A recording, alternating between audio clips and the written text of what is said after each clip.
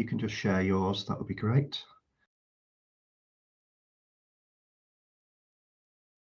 So thank you very much. Just like to introduce Charlotte and Ed to you. So we're very grateful that they're here today. So Charlotte Rayner is the Coalition Lead for the Children and Young People's Mental Health Coalition. Charlotte is Coalition Lead and she leads on the Coalition's work, including their policy in public affairs. Prior to this, Charlotte worked as Policy Officer for Mental Health and Wellbeing at the Children's Society, where she was responsible for the charity's work in this area. Charlotte also previously worked for her local Safeguarding Children's Board, where she played a role in performance monitoring.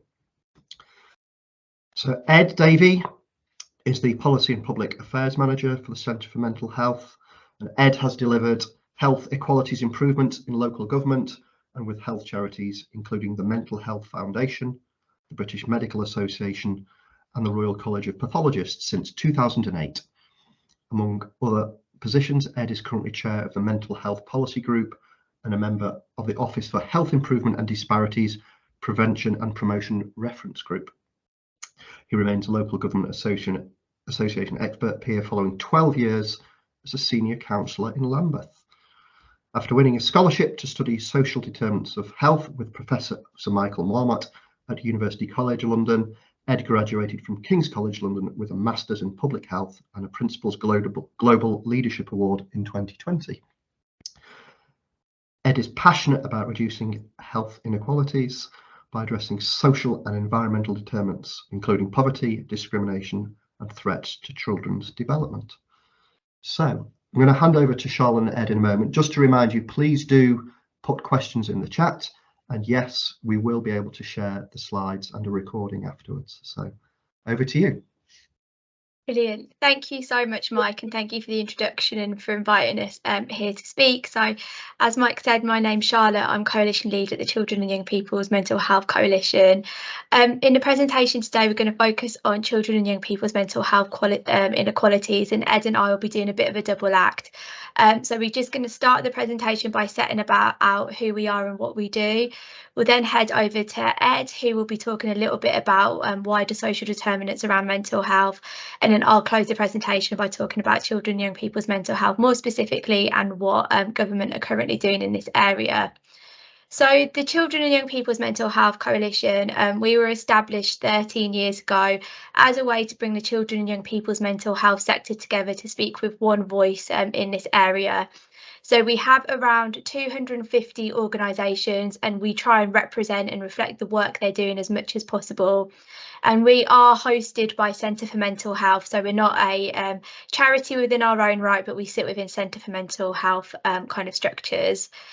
In terms of our strategic priorities at the coalition, very much focused on looking at promotion and prevention of children's mental health, looking at early intervention and what more can be done in this area, and also skills and confidence. And this means skills and confidence of not only the workforce, but also everyone else in terms of children's mental health. How can we make sure that everyone is really aware of children's mental health and is really confident to speak about it and to support children and young people? I should caveat by that saying we are actually going through a strategy refresh at the moment. So I think these priorities will stay the same, but our strategy might look a little bit different. And Ed, I'll hand over to you. Thank you very much, Charlotte, and good afternoon, everybody. Thanks very much for having us and listening to us at your lunchtime, probably. I hope it's useful and interesting. And do post any questions or comments you have in the chat, and we'll come back to that. So, as was mentioned, I work for Centre for Mental Health and Charlotte works for the coalition that's hosted by Centre for Mental Health, which is an independent charity. We take the lead in challenging injustices in policy, systems and society so that everyone can have better mental health. And we're building research evidence to create fairer mental health policy, pursuing equality, social justice and good mental health for all. And some of that research and work I will be drawing on in this presentation, which I hope is reasonably useful. My comms person would kill me for this slide because it's not really in our new branding colours, sorry, and it's a bit bright and scary looking, but it's just to remind ourselves about what is mental health and what influences mental health. And I'm sure all of you know this stuff anyway, but I always find it useful to kind of revise this stuff and remind myself what mental health is and what drives mental health. So obviously mental health is a positive state, just like health is, and we look after our mental health in various ways, and our society and our communities can help us to do that in various ways. And when that doesn't work well for various reasons, then we may experience mental ill health. So in the top left hand corner, we've got the most important drivers of mental health and illness, and that's social determinants. So things like poverty and discrimination, especially racism, and they connect with each other, and they call that intersectionality. And the World Health Organization says that over 50% of health outcomes are driven by social determinants. And that's really important in the context of this conversation about children's mental health inequalities, because the inequalities between different groups of children and between children who have a serious mental illness and children who don't have that diagnosis is largely driven by the social determinants. But they also, the social determinants, and that's what the green arrows kind of show, influence the other factors. So social determinants influence behaviors, so that's the purple in the bottom left hand corner, individual, familial and behavioral actions. So our genes, our parenting, including abuse and neglectful parenting, or caring, if we can put it like that, the opposite of caring, I guess. Our diet, sleep, substance misuse and inactivity of children and adults are sort of individual, familial and behavioral factors, and they account for roughly another 20 to 30% of our outcomes. But the social determinants have a massive impact on all of those things as well. And then the green in the right hand corner, environmental factors, access to healthy food and green space, proximity to unhealthy outlets like, I don't know, junk food takeaways, housing quality, really important, exposure to air pollution, again affected by social determinants, because people in deprivation experience much worse environments as well. And then finally, up in the top right hand corner in the little blue box is access to healthcare and other support. And you may have heard of Tudor Hart's inverse care law, which describes how the people who need the most support actually receive the least support, because things like GP surgeries tend to cluster in wealthier areas and be less common in more deprived areas.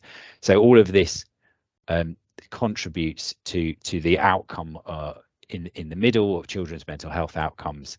And it's important to say that even something like genetic predisposition, you may have a more than average likelihood of developing a mental illness than other groups. But if all the other factors are very positive or very negative, the likelihood of that genetic predisposition expressing as an illness becomes more or less likely. So even something like genes is very influenced by other factors.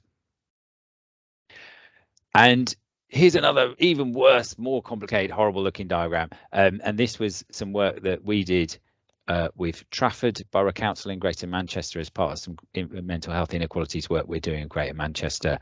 And it's a complex system map around mental health and well-being, and it's just to give you a sense. You obviously can't read the tiny circles, but it's a sense of how complex mental health is and all the different factors and interventions that influence it. So in the middle you've got mental health and well-being, and then you've got 4 quadrants around kind of physical and behaviour, economic, environmental, and then we co-produce this with people in Trafford, including lots of council officers and NHS people and others, and they told us about the factors that are important in Trafford and the interventions that exist to support people, and that gives us an idea of where the gaps and opportunities might be to support children and adults with better mental health and close the inequalities gaps in Trafford. And that was a really kind of successful way of kind of visualizing that and taking people on a journey to work out how we might improve the situation. If you'd like to do that, I'd love to do it again. Once I'd worked out how to do a complex system map, I'd love to. I'm like a man with a hammer. Everything looks like a nail, right? So now the answer to everything for me is complex system mapping. But anyway, So just to go back to social determinants, so you'll remember that over 50% of health outcomes, including mental health outcomes, are driven by social determinants, and one of the really important ones in mental health, especially children's mental health, is structural racism. So for example, Black Caribbean children in England are about 1.7% of the school population, and yet 17% of the children registered as needing, special educational needs and disabilities are Black Caribbean children. And there is no genetic or cultural flaw within this population. It is purely an example of how worse outcomes and different kinds of outcomes affect different kind of racialized groups of children depending on the circumstances around them. And we see that in adulthood as well, with 10 times the number of Black people in the UK compared to white people on community treatment orders. So that's where you're compelled to undergo mental health treatment, and 4 times as many Black people and twice as many Asian people detained under the Mental Health Act as white people. 5 times as many Black people and twice as many Asian people as white people are diagnosed with schizophrenia. And as I say, there's no genetic or cultural flaw. There's no disproportionality in Black, Asian majority countries. So that shows you that this is a phenomenon that happens to racialized communities in white majority communities, and is therefore clearly an artifact of structural discrimination. And I just give this one example of how that kind of works. And there are twice as many statues, named statues, of former Mayor of London Boris Johnson's deputy mayor, Sir Simon Milton, than all the Black women who ever lived in the UK. So when I first started using this example, there was just one named woman statue in the UK, and that was the Mary Seacole statue in the top left-hand corner outside St Thomas's Hospital on the south bank of the River Thames. And there are 7 statues of Sir Simon Milton in London alone. So you can see, if you are a Black person growing up, Black girl child, say, growing up in Lambeth, and you see no representations of people like yourself in the public space represented in statues in this case, but you see tons of statues of white men. And obviously I'm not having a go at Sir Simon Milton or white men. I'm just explaining that representations of people and how they're valued and how they're depicted has a big impact on our well-being and our sense of self-confidence and self, and it's just one manifestation of how this works. Just a bit of hope for us. Progress can be made. You'll remember lots of fuss about statues, and since I first started using that slide, the number of named Black women statues in the UK has trebled, including Betty Campbell, the first Black head teacher in Wales, and Henrietta Lacks here on the right, who was whose genes were very instrumental in genetic research, and that one's in Bristol. So we can make a difference in all kinds of ways. So there is hope and positivity. The next subject around social determinants I want to talk about is poverty and deprivation, and this very much interacts with other disadvantages, including structural racism. So these figures are from the Runnymede Trust, that found that for every £1 of wealth that the average white British person has in this country, the average Black Caribbean person has 20 pence, for example, and the average the person of Bangladeshi heritage in the UK has about 10 pence.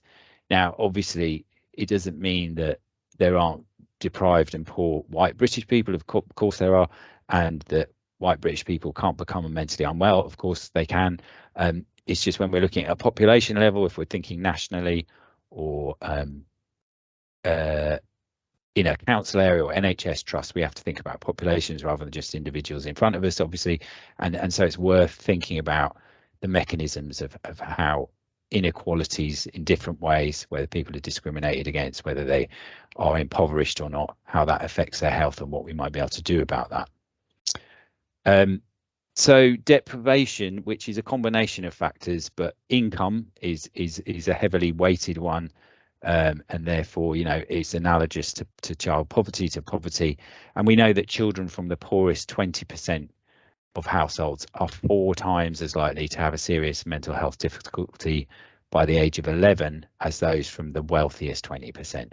So children from the most deprived households 4 times more likely to have serious mental health condition by age 11 than those from the wealthiest. And we see this carries on into adulthood. And obviously that's important because the foundations of our mental health are laid in our childhood. So not only is it terrible for children, but it also has implications for their adulthood and the services that support adults as well. So men living in the most deprived areas are 51% more likely to have depression than those living in the least deprived areas. And suicide rates amongst middle-aged people are more than double in the most deprived areas than the least deprived. And here's another way of looking at how deprivation impacts on mental health outcomes. So on the left, you've got a map of common mental health disorders, so things like depression and anxiety. This is actually adults, but you would see a similar pattern in children. And on the right, you've got deprivation, and in both cases, dark colours indicate higher, well, on the left, higher rates of mental ill health, and on the right, higher levels of deprivation. And you can see that they correlate incredibly closely. And you can also see that in alcohol specific deaths on the left hand side, it's the same pattern as the deprivation if you look, and it's the same in physical illnesses as well. So this one on the right happens to be COVID-19 mortality for a particular year, but strokes would be the same, heart disease.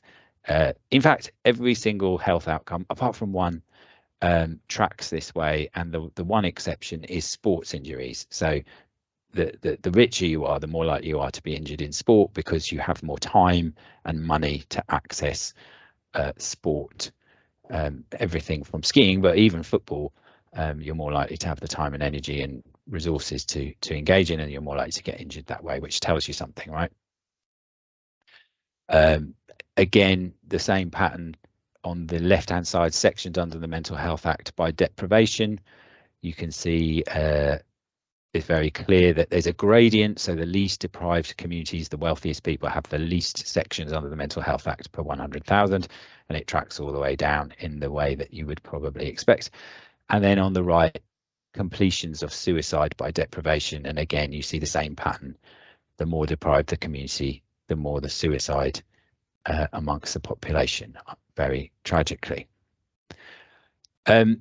So why is child poverty so toxic to mental health? Well, child poverty drives all kinds of things that make it much more likely that children become mentally unwell.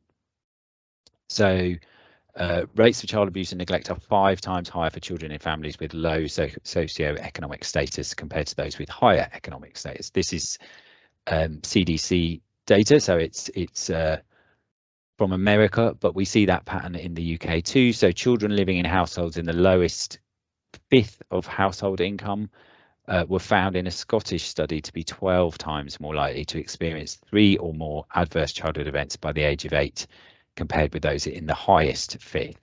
So just think about that for a minute. The poorest fifth of children 12 times more likely to experience multiple adverse childhood events. So that's abuse, neglect, bereavement, living with an adult with a serious mental health condition or substance misuse issue. And we know from other studies that the more adverse childhood events a child experiences, the very much more likely they are to experience poor mental health, both as children and as adults.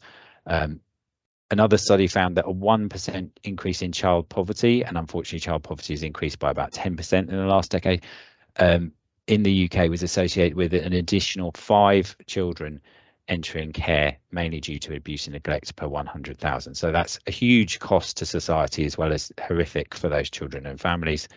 Children and young people, I've already told you that one.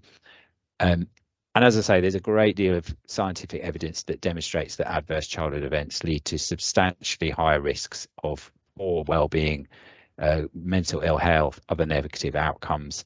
So, for example, one very good study shows that nearly half of individuals with depression and more than half of individuals diagnosed with bipolar disorder report high levels of childhood maltreatment. So you'll remember my original hideously coloured diagram, and environmental inequality, environmental factors were one of the 4 factors that were important, and we've talked about social determinants. And so just on a bit on environmental inequality. So deprived people are much more likely to breathe dirtier air, live in areas with heavier traffic, which is very bad for social connectivity, as well as air pollution is actually terrible for people's mental health as well as physical health. Deprived people are also more likely to have poor quality, insecure housing. Housing is like absolutely critical for people's mental health. They're less likely to have access to green space and healthy food. They're more likely to be surrounded by unhealthy choices like junk food, alcohol, and gambling outlets, and services. I mentioned Tudor Hart's inverse care law. That's true there. And I've just illustrated this with a picture of my local park. My youngest son's very into basketball, and we go down to the basketball court in our local park.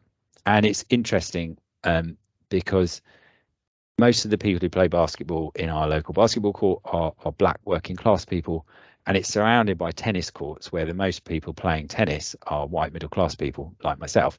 But if you look at the aerial photograph, you can see that the tennis courts occupy about 6 times the land as the basketball court, and the basketball court's nearly always really overcrowded.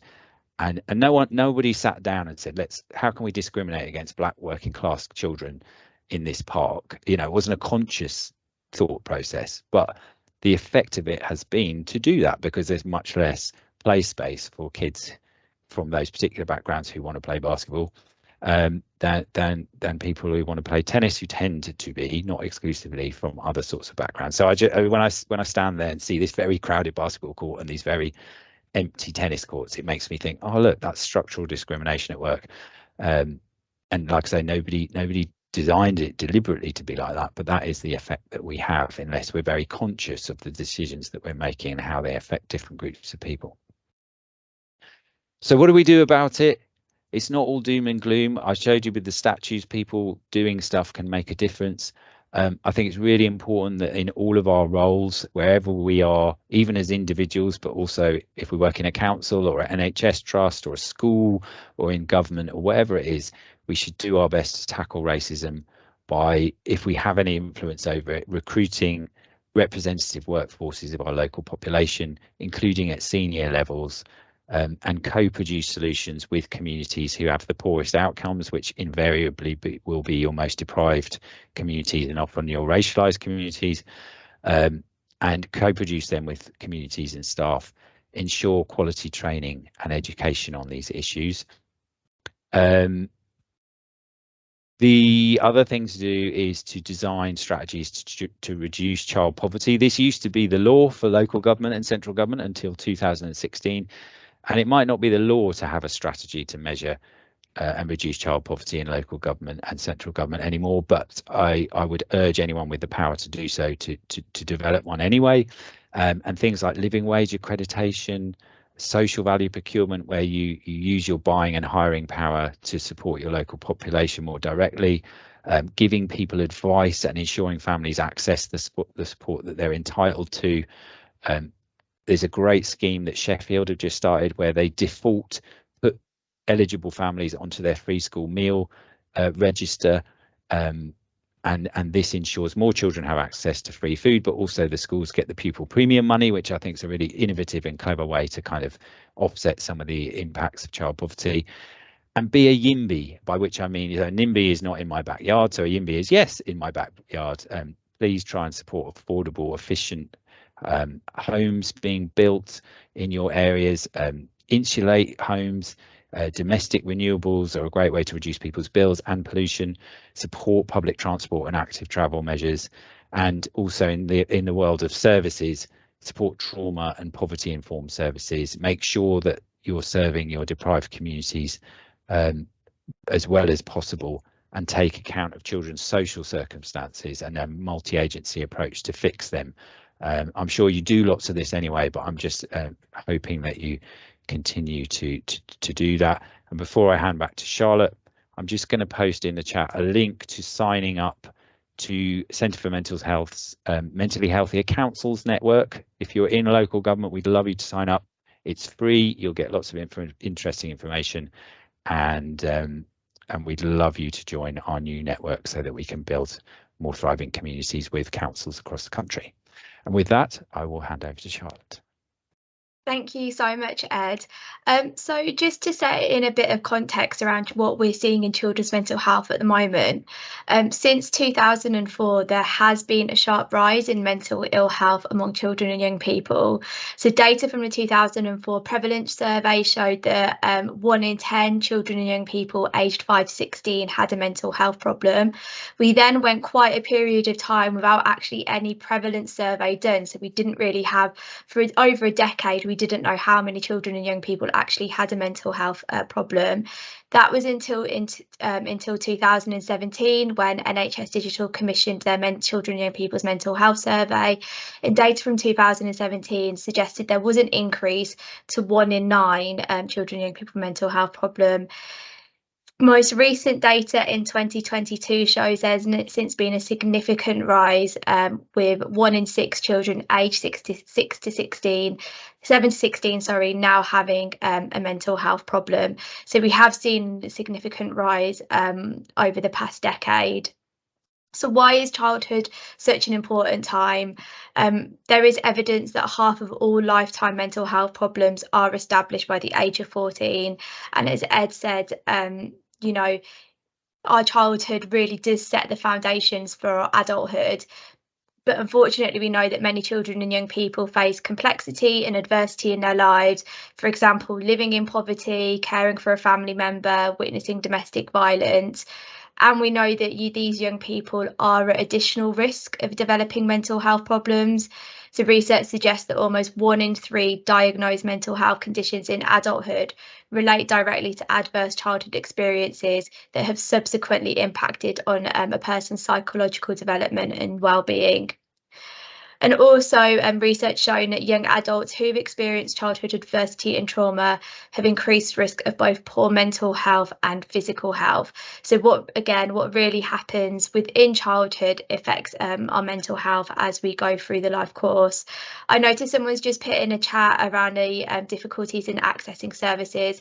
I haven't got any information on that within the presentation, but I just want to do reference that point that although we're seeing a rise in children and young people experiencing mental health problems, mental health services are becoming increasingly more difficult to access. We're seeing a high number of children and young people being turned away from the support, experiencing high thresholds for support. And for those children and young people who do, their referral is successful, they face long waits for support. On top of that, we don't really have any early intervention or preventative services in place, which means that many are kind of left in crisis and without the support they need. Ed, if I could have the next slide, please. So as Ed was talking about, we know there are inequalities. That means that more people are more likely to experience mental health problems. And we see this within children and young people. We know that some groups are disproportionately impacted by mental health problems. And this is largely driven by a complex interplay of social and environmental determinants. The data on the slide is pulled from the NHS Digital survey that I mentioned. So these are some groups that we know are more disproportionately impacted. So we know that LGBTQ+ young people are more likely to have a mental health problem. Mental health problems are more common in children living in lower income households. As Ed said in his slides earlier, I think children living in poverty are 4 times more likely to have a mental health problem. The latest NHS Digital survey did also have some kind of findings around the current cost of living crisis. So 1 in 5 7 to 16-year-olds lived in households that experienced a reduction in income in the past year. This was more than 1 in 4 for children with a mental health problem. So children with a mental health problem are more likely to live in households experiencing a reduction in income. And amongst older age groups, so the 17 to 22-year-old age groups, those who were aged 17 to 22 who had a mental health problem, they were more likely to report living in a household that experienced not being able to buy enough food, or they're using a food bank. And this, more likely compared to those without a mental health problem. Children respect. Oh, sorry, I'm not finished yet. Good 4 points to go. We also know that children with special educational needs or disabilities are more likely to have a mental health problem, as are children living with a parent with poor mental health. I also just want to provide some stats. I know that Ed spoke a lot about racism and discrimination, and we know these can be massive risk factors for children and young people's mental health. However, the disparities don't really show in childhood. As Ed said, we kind of see them develop within adulthood.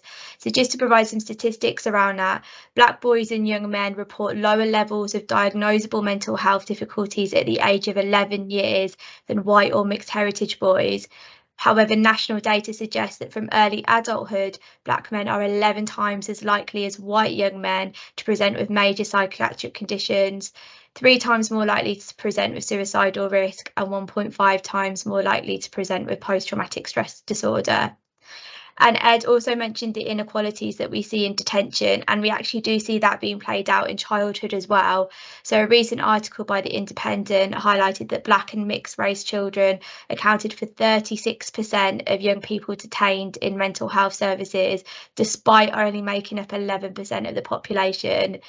And this is in contrast that Black young people only just make up 5% of those accessing community-based child and adolescent mental health services. So seeing a real disparity there in care. Next slide, please, Ed. We obviously can't talk about children and young people's mental health without kind of addressing the impact that the COVID-19 pandemic has had. And this has really contributed to the rise in mental health problems, but also in widening inequalities in children and young people's mental health. So a couple of years ago, we published our members report, which brings together our members' views on the state of mental health services across the country. And within this, we reflected on the impact of the pandemic on both children and young people. And we asked young people we spoke to use one word to describe their experiences of the pandemic, and a word cloud on the slides shows some of the words that they used. And what it really highlights is that young people had very varying experiences of the pandemic. So whilst young people, some said that actually it was a really reflective time, it gave them some time to kind of reevaluate and have some time out from life. Others said it was really isolating, it was exhausting, it was scary, they felt lonely. And what we really heard that it hasn't affected everyone young equally. Next slide, please, Ed.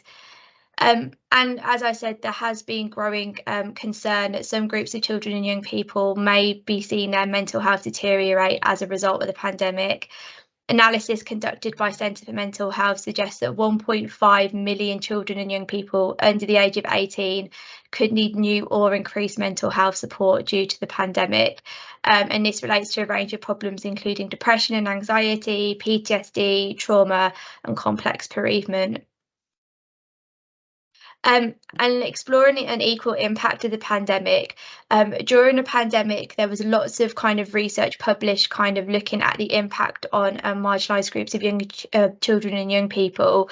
And so just to provide some examples of evidence, so the Coast-based study, which took place during the pandemic, it tracked the mental health impact of the pandemic on children and young people, and it found that whilst when restrictions were eased, children generally kind of experiencing ease in mental health difficulties, symptoms remain particularly elevated for children with special educational needs and disabilities and those from low incomes household. So even as restrictions were beginning to ease, these groups were still being impacted by the pandemic and showed elevated mental health symptoms. During the early stages of the pandemic, Kooth also reported a steep rise in a number of young people from racialised communities accessing their services, with a 9.2% increase in the rate of racialised young people presenting with depression compared to a 16.2% fall amongst their white counterparts. And finally, just looking at LGBTQ+ young people, in research conducted by Just Like Us, 68% of LGBT young people said their mental health had got worse since the pandemic, compared to 49% of their non-LGBT peers. So what we can really see is the pandemic has had wide-ranging impacts and has really exacerbated experiences of inequality and trauma. So finally, just to summarise, what are the government actually doing in relation to children and young people's mental health? So they published a couple of things more recently. There has been things beyond 2018, but I could go on for ages about what we've seen in the past on over a limited time. But more recently, their focus has been on increasing the availability of mental health support. They've been doing this through two main mechanisms. Firstly is a Transforming Children and Young People's Mental Health Green Paper, which focuses on expanding the availability of support within education settings through the rollout of mental health support teams, which would work in schools and colleges to provide support for mild to moderate needs, having a new senior lead who would take responsibility for implementing a whole school approach in schools and colleges. And they also committed to piloting a 4-week waiting time pilot for specialist services. All really great. However, progress on needs hasn't been as positive. So the rollout of mental health support teams was only ever going to be to a fifth of the country by 2023-24.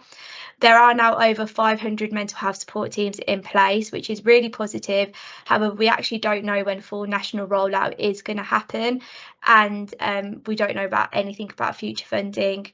An evaluation of mental health support teams has also found that the mild to moderate remit of the teams and the gap between specialist support means that some young people are falling between the gaps in support, and actually some teams some groups of young people are still being underserved by these teams. So the evaluation highlighted that children and young people with SEN and disabilities and young people from racialised communities actually aren't accessing support from these teams. So a good first step, but still a long way to go, and we still are nowhere near full implementation.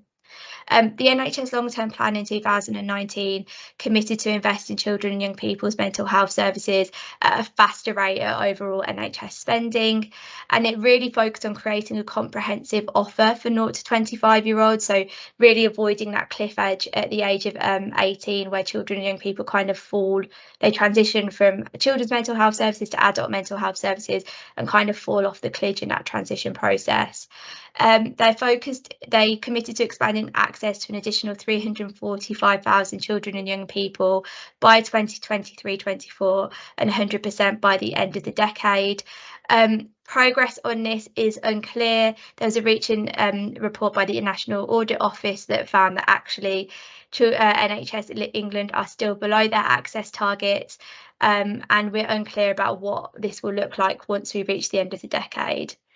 And then finally, before I finish, we are two upcoming opportunities as well. So we do, last year, the government did commit to publishing a 10-year mental health plan, which would look at how they could improve mental health across the life course, looking at preventative support right through to crisis care. Unfortunately, this plan was scrapped at the start of the year, and the 10-year plan will now be rolled into a major conditions strategy, which is looking at a series of major conditions, mental health being one of them. And as you can imagine, there's massive concern from across the sector that the prioritisation of mental health will be lost within this strategy. The government will be soon publishing a call for evidence on a major condition strategy, and it will be a chance for everyone to kind of have their say on what they think this strategy should focus on. And we would really encourage everyone to put in a response to the call for evidence and really highlight the importance of mental health, and particularly children and young people's mental health. And then finally, the government has committed to modernising the Mental Health Act, and we've already spoken a lot about the disparities within care under the Mental Health Act and within detentions. There has been a draft mental health bill published, which has undergone pre-legislative scrutiny. And changes with reforms include proposals to strengthen the rights of patients to have a greater say in their care, and this does include children and young people under the age of 18. The reforms also aim to reduce the disproportionate use of the Act against racialised communities, and proposes to change the definition of a mental health disorder, so no one with a learning disability and autism will be detained solely because they have a learning disability or autism. Whilst these are really welcome, I think we're really clear that any action to increase support or to address mental health won't actually be effective unless we address the underlying drivers of children and young people's mental health and the inequalities within that we're seeing, such as child poverty. And I think any kind of action on children and young people's mental health really does need to take this into account. And unfortunately, I don't think we're seeing that as strongly as we could do.